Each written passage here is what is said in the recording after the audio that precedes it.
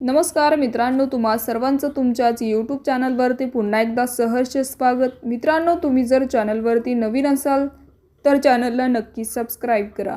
महाराष्ट्राच्या राजकारणात कधीही काहीही होऊ शकतं। महाराष्ट्रात गेल्या काही वर्षांमधील घडामोडीनंतर तेच दाखवून दिलं आहे। विशेषतः म्हणजे राज्यात महायुतीचं सरकार आलं तरीही आता विरोधातील दोन पक्ष हे महायुतीत सहभागी होऊ शकतात का अशा चर्चेंना उधाण आलं आहे। कारण काय, राष्ट्रवादी काँग्रेस शरदचंद्र पवार पक्षात दोन मतप्रहार असल्याची माहिती सूत्राकडून मिळते।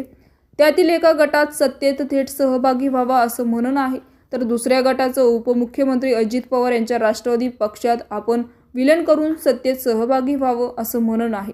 तर अशी माहिती सूत्राकडून मिळत आहे।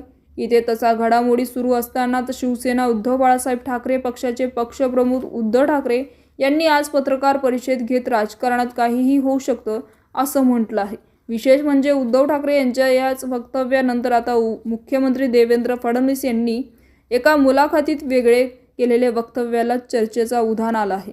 त्याचबरोबर फडणवीसांनी एका मुलाखतीत म्हटलंय की रॅपिड फायर कॉन्फरन्समध्ये प्रश्न विचारण्यात आला की राज ठाकरे की मग उद्धव ठाकरे, त्यावर ते आधी हसले आणि नंतर त्यांनी प्रतिक्रिया दिली, राज ठाकरे हे आमचे मित्र आहेत आणि उद्धव ठाकरे हे शत्रू नाहीत असं देवेंद्र फडणवीस यांनी म्हणाले। मगाशी सांगितले की राजकारणात काहीही पक्क नसतं। आधी उद्धव ठाकरे मित्र होते, मग राज ठाकरे मित्र झाले।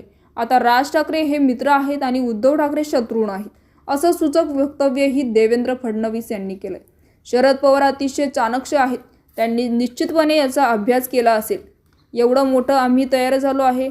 वायुमंडळ एका मिनिटात पंक्चर झाला तर हे करणारी शक्ती कोण, त्याचं लक्षात आलं। हे नेहमी राजकारण करणारी शक्ती नाही, तर ही शक्ती नियमित राजकारण असणारी शक्ती आहे।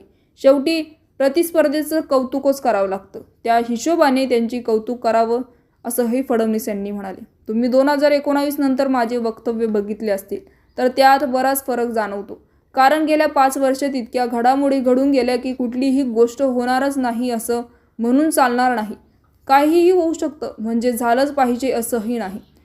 उद्धव ठाकरे तिकडे जातात आणि अजित पवार इकडे येतात। राजकारणात काहीही होऊ शकतं, असं व्हावं असं बिलकुल नाही, किंवा ते होणारच हेही चांगलं नाही असंही मी म्हणू शकणार नाही। तर मित्रांनो, याविषयी आपलं मत काय आहे आम्हाला कमेंट बॉक्समध्ये नक्कीच कळवा आणि चॅनलला नक्कीच सबस्क्राईब करा। तूर्तास धन्यवाद। जय महाराष्ट्र।